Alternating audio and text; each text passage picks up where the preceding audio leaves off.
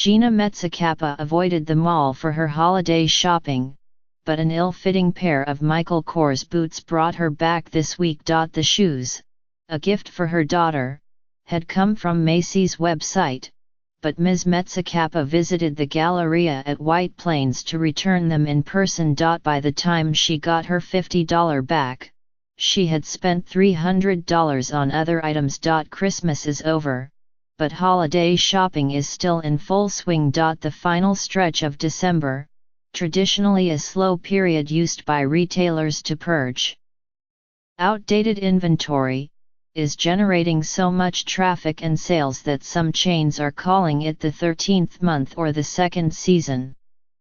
It is a recognition of the swarms of consumers who are flooding back into shops and websites on a rising tide of returns, exchanges and gift cards. The day after Christmas was most likely the fourth busiest shopping day of the season this year, behind Black Friday and the 2 Saturdays before the holiday, according to ShopperTrack.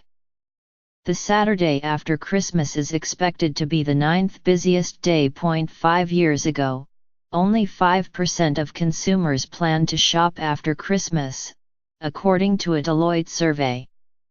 This year, nearly 40% will. Retailers, as they do every year, are discounting leftover stacks of reindeer emblazoned sweaters. But some are also displaying new merchandise at full price to attract impulse buyers emboldened by store credit and confidence in the economy. Seasonal workers are being assigned longer shifts. Stores are extending their hours. For years, traditional retailers have been steadily losing sales to Amazon and its e-commerce kin while being battered by a string of bankruptcies and declining revenue.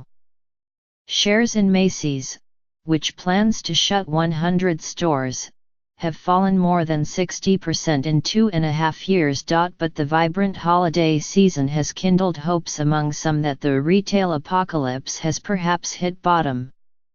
Since sales forecasts were released in November, Macy's stock has climbed 45%, and Abercrombie & Fitch is up 40%. Recently, the last week of the year has started to feel a little like a stretched-out Black Friday, said Craig Johnson, president of Customer Growth Partners, a consulting firm. This week has, over the years, been gradually assuming more and more importance in the overall mix, he said.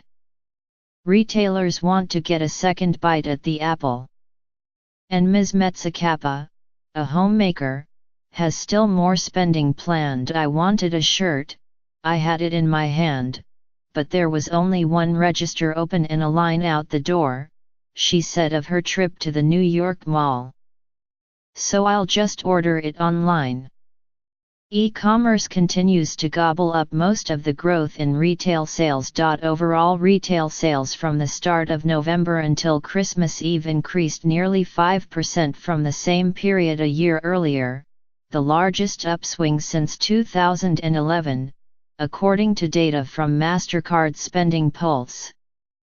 But online sales surged 18%. And on Black Friday this year, Americans spent 17% more online than they did in 2016, according to Adobe Digital Insights, while foot traffic into stores declined slightly, according to ShopperTrack. More e-commerce means more returns, as more online retailers try to entice customers by allowing them to change their minds frequently and easily. Online return rates are frequently double that of brick-and-mortar businesses and are extremely costly to companies. But even returns can have a silver lining when the economy is strong and consumers are in a spending mood, as they are this year. Companies are dangling incentives for consumers to return holiday gifts in person, knowing that those who do often end up browsing the store and buying other items. This year, Kohl's began accepting certain Amazon returns at 82 of its stores. And customers who receive store credit are often inclined to think of the value as free money, according to behavioral economists. A similar psychology applies with gift cards, shoppers with a gift card in 2017 overspent its value by an average of $38, up $10 from last year, according to First Data, a payment technology company.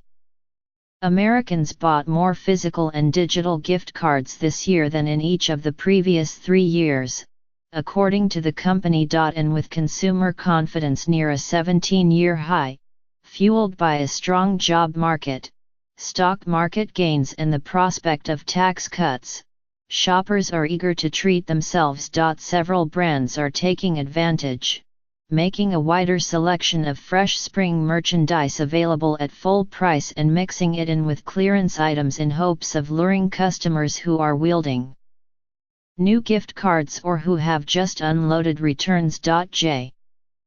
C. Penny cut the number of discounts and deals in its print circular ad for this week by 72% compared with the same week last year, according to an analysis by Market Track, a retail and advertising data company. Kohl's cut its deals by 67%, and Target by 33%. The race to the bottom is basically over, said Paula Rosenblum, managing partner at RSR, a retail technology research firm. Some years, it's a panic game, she said. But it's like retailers have woken out of a dream, a weird dream filled with doorbusters, and are now starting to play the game right.